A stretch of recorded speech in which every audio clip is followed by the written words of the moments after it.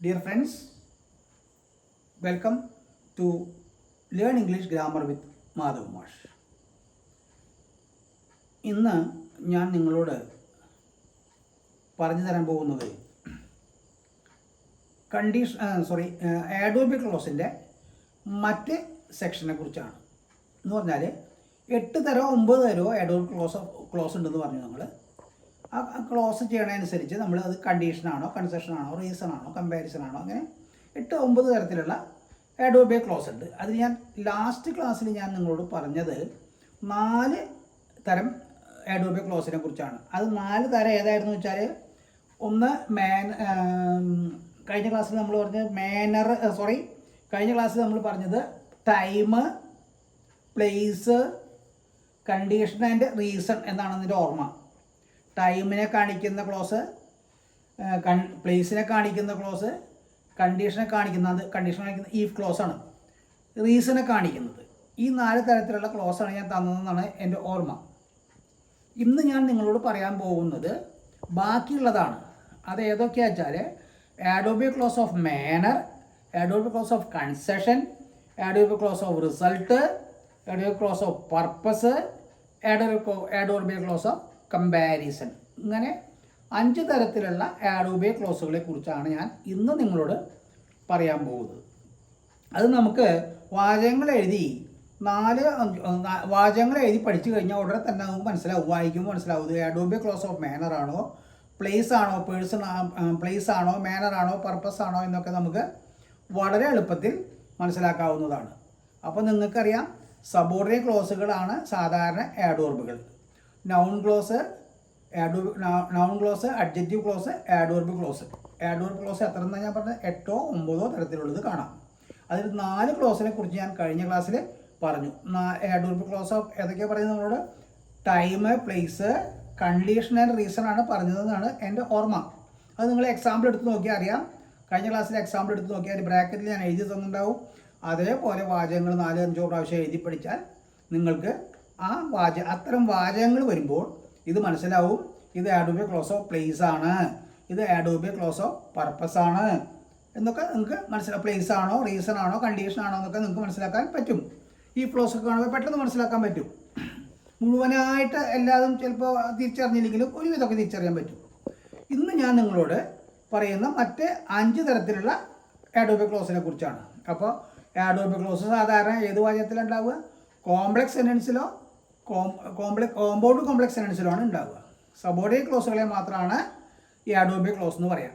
Adjective close ആയാലും noun close ആയാലും subordinate close ആയിരിക്കും. മെയിൻ ക്ലോസിനെ അങ്ങനെ പ്രത്യേകം പറയാറില്ല. അപ്പോൾ ഇത് ക്ലോസും ഫ്രേസൊക്കെ നമ്മൾ നല്ലോണം തിരിച്ചറിഞ്ഞാൽ മാത്രമേ നമുക്ക് വാചകത്തിലേക്ക് കിടക്കാൻ പറ്റുള്ളൂ. ഇപ്പോൾ ഈ ആൾക്കാരിങ്ങനെ എസ് എഴുതുന്നുണ്ട്, നോവൽ എഴുതുന്നുണ്ട്, ആർട്ടിക്കിൾ എഴുതുന്നുണ്ട്.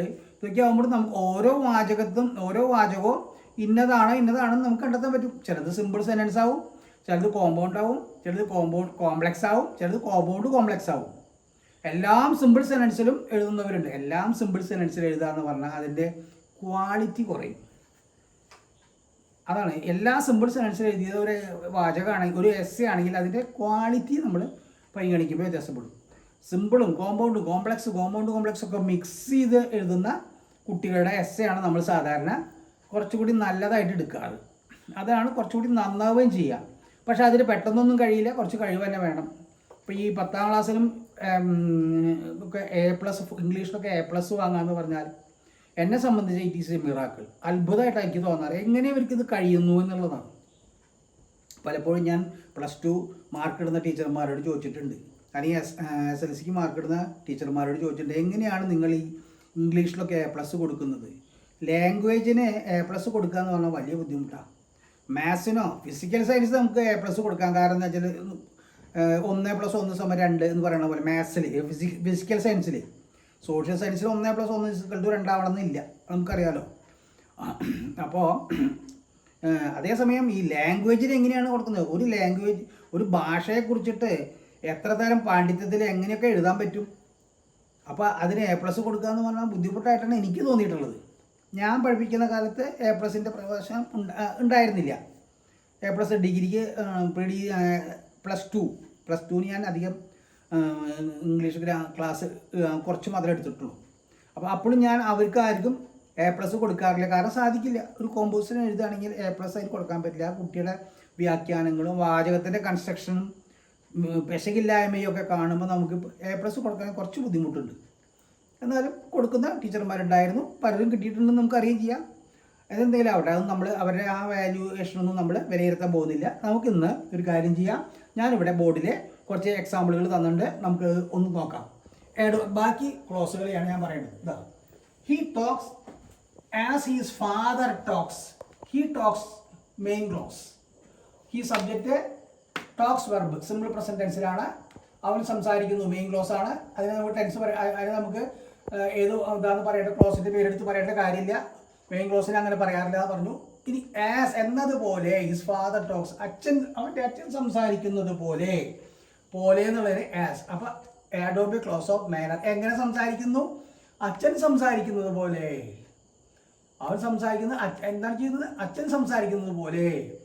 ഹിസ് ഫാദർ ടോക്സ് ഉള്ളത് ആസ് ഹിസ് ഫാദർ ടോക്സ് ഉള്ള സബോർഡിനേറ്റ് ക്ലോസ്. ഈ സബോർഡിനേറ്റ് ക്ലോസ് ഈ വെർബിനെ വിശേഷിപ്പിക്കുന്നത് കൊണ്ട് ഇതൊരു ആഡോബ് ക്ലോസ് ആണ്. ആഡോബ് ക്ലോസ് ഓഫ് മാനർ, രീതി. ആസ് എന്ന് പറഞ്ഞാൽ പോലെയല്ല, അപ്പോൾ ഒരു രീതിയല്ലേ ആഡോബ് ക്ലോസ് ഓഫ് മാനർ. അപ്പോൾ ആസ് കാണുമ്പോൾ ശ്രദ്ധിക്കുക, മാനർ ആണ്. അതേസമയം ആസിന് ചില അവസരത്തിൽ ബിക്കോസ് അർത്ഥം വരുന്ന സമയങ്ങളുണ്ട്. ആസിന് ബിക്കോസ് അർത്ഥമുണ്ട്. അതുപോലെ സിൻസിനും ബിക്കോസ് അർത്ഥം വരുന്ന സമയങ്ങൾ നോക്കിയിട്ട് സിൻസിന് ടൈമുണ്ട്. ആഡോബ് ക്ലോസ് ഓഫ് ടൈമിനെയും കാണിക്കാം, ആഡോബ് ക്ലോസ് ഓഫ് റീസണെയും കാണിക്കാം. സിൻസ് വരുമ്പോഴും ആസ് വരുമ്പോഴും ശ്രദ്ധിക്കണം. ഇവിടെ മാനറാണ്, പോലെയാണ് പറയുന്നത്. ആൾദോ ഐ വാസ് റിച്ച്, ഞാൻ പണക്കാരനായി. ഐ സബ്ജക്റ്റ്, വാസ് റിച്ച് എന്നുള്ള പ്രെഡിക്കേറ്റ്, ആൾദോ എന്നുള്ളത് കൺജങ്ഷൻ, എങ്കിലും. ഞാൻ പണക്കാരനായിരുന്നെങ്കിലും subordinate clause. I could not help him, എനിക്ക് അവനെ സഹായിക്കാൻ കഴിഞ്ഞില്ല, മെയിൻ ക്ലോസ്. സബോർഡിനേറ്റ് ക്ലോസ് സഹായിക്കാൻ കഴിഞ്ഞില്ല എന്ന് ഇതിനെ വിശേഷിപ്പിക്കുന്നു. ആയതുകൊണ്ട് ആൾദോ എന്നുള്ളത് ഒരു ആഡോബ് ക്ലോസ് ഓഫ് കൺസെഷൻ എന്നാണ് നമ്മൾ പറയുക. ദോ, ആൾദോ എന്നുള്ളതൊക്കെ ആഡോബ് ക്ലോസ് ഓഫ് കൺസെഷൻ ആണ്, മറക്കരുത്. അടുത്തത് he Rann so fast that, അവൻ വേഗത്തിൽ ഓടിയതിൻ്റെ ഫലം എന്താ?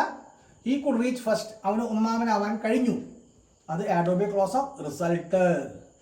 സോ അത് കഴിഞ്ഞിട്ട് ഒരു അഡ്ജക്റ്റീവ് അല്ലെങ്കിൽ ആഡോർബ്, അത് കഴിഞ്ഞിട്ട് that. So dash dash that, ഇത് ആഡോബ് ക്ലോസ് ഓഫ് റിസൾട്ടിനെ കാണിക്കുന്നു. എന്താ കാരണം? അവൻ വേഗത്തിൽ ഓടി, അതിൻ്റെ റിസൾട്ട് എന്തായിരുന്നു? 1ാം സ്ഥാനമായി നേടി. അടുത്തത് ഹി ടുക്ക് എ ടാക്സി, അവൻ ടാക്സി കൊണ്ടുപോയി. ടാക്സി എടുത്തിട്ട് പോയി എന്ന് പറഞ്ഞാൽ ടാക്സി പിടിച്ചിട്ടാണ് പോയത്. അതിൻ്റെ പർപ്പസ് എന്തായിരുന്നു? അവന് സ്റ്റേഷനിൽ സമയത്തിന് എത്താൻ കഴിഞ്ഞു. അവൻ എത്താൻ കഴിയും എന്നതുകൊണ്ട്. അപ്പോൾ എന്തായിരുന്നു അതിൻ്റെ പർപ്പസ്? എന്തായിരുന്നു purpose? So that he could reach the station on time. അത് adverb clause of purpose. So that ഒന്നിച്ച് മാത്രം എഴുതുമ്പോൾ ആഡോബ് ക്ലോസ് ഓഫ് പർപ്പസ്, വേറെ വേറെ എഴുതുമ്പോൾ ആഡോബ് ക്ലോസ് ഓഫ് റിസൾട്ട്. അടുത്തത് Rama is older than he looks, Raman കാണുന്നതിനേക്കാൾ പ്രായം കൂടിയവനാണ്. ഹി ലുക്സ്, അവൻ സബ്ജക്റ്റ്, ലുക്സ് ഉള്ളത് കാണപ്പെടുന്നു എന്നർത്ഥം. അവൻ നോക്കുന്നു എന്നല്ല, കാണപ്പെടുന്നു. അപ്പോൾ ഇത് മെയിൻ ക്ലോസ്, ഇത് subordinate clause. Rama is older than he rich. അപ്പോൾ ഓൾഡർ ദാൻ ഇത് കമ്പാരിറ്റീവ് ഡിഗ്രി ആകുമ്പോൾ കമ്പാരിറ്റീവ് കൺജങ്ഷൻ ആയിട്ടുള്ള ദാനും വേണം. അപ്പോൾ ഇങ്ങനെ കാണുമ്പോൾ, കമ്പാരിസൺ കാണുമ്പോൾ as fast as, older than, greater than, അങ്ങനെ കാണുമ്പോൾ ഇത് കമ്പാരിസൺ ആണ്. രാമനും അവൻ്റെ ഭാവത്തെയാണ് കമ്പയർ ചെയ്യുന്നത്. ആയതുകൊണ്ട് ഇതൊരു കമ്പാരിസൺ ആണ്, ആഡോബ് ക്ലോസ് ഓഫ് കമ്പാരിസൺ ആണ്. ഇനി ഞാൻ നിങ്ങൾക്ക് ഒരു 10 വാചകങ്ങൾ ഇവിടെ, അല്ല ഒരു 8 വാചകങ്ങൾ ഇവിടെ തന്നിട്ടുണ്ട്. നിങ്ങളത് വീട്ടിലിരുന്നിട്ട് ഇത് ഏതെല്ലാം condition, adverb clause of condition ആണോ, മാനർ ആണോ, പ്ലേസ് ആണോ, പേഴ്സൺ ആണോ എന്ന് നിങ്ങൾ തിരിച്ചറിയണം. ഞാൻ വായിച്ചു തരാം. Is as stupid as he is. ഈ സെറ്റ് സെയിൽ, സ്റ്റാർട്ടഡ് എന്ന് പറഞ്ഞു. Set sail started. Though the storm started, കൊടുങ്കാറ്റ് പുറപ്പെട്ടെങ്കിലും അവൻ യാത്ര പുറപ്പെട്ടു എങ്കിലും. കേട്ടില്ലേ? ദോ. അപ്പോൾ ആഡോബ് ക്ലോസ് ഓഫ് ഏതാണ് വരിക എന്ന് നിങ്ങൾ നോക്കുക. മുമ്പത്തെ എക്സാമ്പിൾ നോക്കുക. ഇഫ് ഐ വേർ യു, ഞാൻ നിങ്ങളായിരുന്നെങ്കിൽ. ഇഫ് ഐ എന്ന് വേണം, ഇവിടെ ഐ എന്ന് വിട്ടുപോയിട്ടുണ്ട്. If I were you, I എന്നൊരു വാക്ക് വിട്ടുപോയിട്ടുണ്ട്. സോറി, അത് ഞാൻ ഇവിടെ എഴുതാം. ഇഫ് ഐ വേർ യു, ഞാൻ നിങ്ങളായിരുന്നെങ്കിൽ I would do it at once, ഞാൻ അപ്പം തന്നെ അത് ചെയ്യുമായിരുന്നു. അപ്പോൾ എന്താണ് കണ്ടീഷൻ? സോറി, ഞാൻ പറയണില്ല. ഈഫ് എന്ന് പറഞ്ഞിട്ട് ഇത് ഈഫ് ഹി ലേബേഴ്സ്, അവൻ അധ്വാനിക്കുന്നു, so that he may become rich. എന്താ അതിൻ്റെ പർപ്പസ്? സോറി, സോ ദാറ്റാണ് കാണുന്നത്. അത് എന്തിനെ കാണിക്കുന്നു എന്ന് നിങ്ങൾ കണ്ടെത്തുക. സോ ദാറ്റ് തൊട്ടുള്ളത് ഏത് ക്ലോസ് ആണെന്ന് കണ്ടെത്തുക. It was so simple that the child can understand it. ഒരു കുട്ടിക്ക് പോലും മനസ്സിലാക്കാൻ മാത്രം അത്ര എളുപ്പമായിരുന്നു. അപ്പോൾ അതിൻ്റെ സിമ്പിളായതിൻ്റെ എന്താണെന്നുള്ളത് നമ്മൾ പറയാം. He came in when I was out. ഞാൻ പുറത്തു പോയപ്പോഴാണ് അവൻ വന്നത്. അഡോബിൻ്റെ ക്ലോസ് ഓഫ് എന്നതാണെന്ന് പറയാം. ആ അഡോബ് ക്ലോസ് വരയ്ക്കും വേണം, സബോർഡിനേറ്റ് ക്ലോസ് വരയ്ക്കണം കേട്ടോ. ഐ വാസ് ആബ്സെൻറ്റ്, ഞാൻ ഇന്നലെ ആബ്സെൻ്റ് ആയിരുന്നു. ബിക്കോസ് ഐ വാസ് ഇൽ, അസുഖമായിരുന്നു. അഡോബ് ക്ലോസ് ഓഫ് എന്താണെന്ന് പറയാം. He walked as though he was ill, അസുഖമുള്ളവനെ പോലെ അവൻ നടന്നു. എന്താണെന്ന് പറയാം? As though. അങ്ങനെ പറയാം. ഇനി അഡോബ് ക്ലോസ് ഓഫ് പ്ലേസ് ആണോ, പേഴ്സൺ ആണോ, കമ്പാരിസൺ ആണോ, കണ്ടീഷൻ ആണോ, എല്ലാ 8 വാല്യവും നിങ്ങൾ എഴുതി വയ്ക്കുക. അടുത്ത ക്ലാസ്സിൽ ഞാൻ ഉത്തരം പറയുന്നതാണ്. കാര്യങ്ങൾ കൂടുതൽ മനസ്സിലാക്കുന്നത് ആഡോബ് ക്ലോസ് ഇതോടുകൂടി കഴിയാണ്. അപ്പോൾ നൗൺ ക്ലോസ് കഴിഞ്ഞു, അഡ്ജക്റ്റീവ് ക്ലോസ് കൊണ്ട് ആഡോബ് ക്ലോസ് കഴിഞ്ഞു. ആഡോബ് ക്ലോസ് 8 തരം 9 തരം ഉണ്ടാവുമെന്ന് ഞാൻ പറഞ്ഞു. അതെല്ലാം എഴുതി തന്നിട്ടുണ്ട്, നിങ്ങൾ വായിച്ചു പഠിക്കുക. ഇതൊക്കെ ഈ ക്ലോസുകൾ തിരിച്ചറിയാനും വാചകങ്ങൾ മെയിൻ ക്ലോസ് സബോർഡിനേറ്റ് ക്ലോസും തിരിച്ചറിയാൻ കഴിഞ്ഞാൽ നമുക്ക് അടുത്ത ക്ലാസ്സിൽ വേണമെങ്കിൽ സെൻറ്റൻസിലേക്ക് കിടക്കാം. സെൻറ്റൻസുകൾ ഞാൻ പറഞ്ഞു, ക്ലോസുകളുടെ ഘടനയനുസരിച്ച്, ഒരു വാചകത്തിൽ അടങ്ങിയിരിക്കുന്ന ക്ലോസുകളുടെ ഘടനയനുസരിച്ച് സിമ്പിള്, കോമ്പൗണ്ട്, കോംപ്ലക്സ്, കോമ്പൗണ്ട് എന്നും വാചകത്തിൽ അടങ്ങിയിരിക്കുന്ന പദങ്ങളുടെ ക്രമവും സ്വഭാവവും അനുസരിച്ച് according to the nature, function and order of the words in a sentence can be classified into 4, that is assertive sentence, imperative sentence, exclamatory sentence and interrogative sentence. Interrogative sentences are of 2 types, word question and yes or no question. At the same time, sentence can also be classified into 4 depending on the clauses it contains. അങ്ങനെ ക്ലോസുകൾ contain ചെയ്യുന്നതനുസരിച്ച് one main clause is simple sentence, one or more main clause compound sentence, one main clause, one or more subordinate clause ആയ complex sentence, 2 main clauses and 1 or more subordinate clause ആയ compound complex sentence എന്ന് ഞാൻ പറഞ്ഞിട്ടുണ്ട്. അത് വാചകത്തിൽ അടങ്ങിയിരിക്കുന്ന ക്ലോസുകളുടെ ഘടന അനുസരിച്ചും 4 തരത്തിൽ.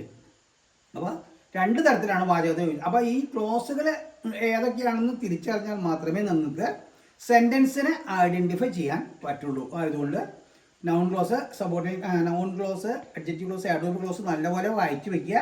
അപ്പോൾ നമുക്ക് അടുത്ത ക്ലാസ്സിൽ വേണമെങ്കിൽ സെൻറ്റൻസിനെ കുറിച്ച് പറയുമ്പോൾ നിങ്ങൾക്ക് കൂടുതൽ മനസ്സിലാവും. അത് ബുദ്ധിമുട്ടുള്ള പ്രശ്നങ്ങളൊന്നും ഇതിലില്ല. ആയതുകൊണ്ട് നിങ്ങൾ ക്ലാസ് കൂടുതൽ ശ്രദ്ധിക്കുക, സബ്സ്ക്രൈബ് ചെയ്യുക, ഷെയർ ചെയ്യുക, കൂടുതൽ പഠിക്കുക. എൻ്റെ ക്ലാസ് കേട്ട നിങ്ങൾക്ക് എല്ലാവർക്കും നന്ദി, നമസ്കാരം.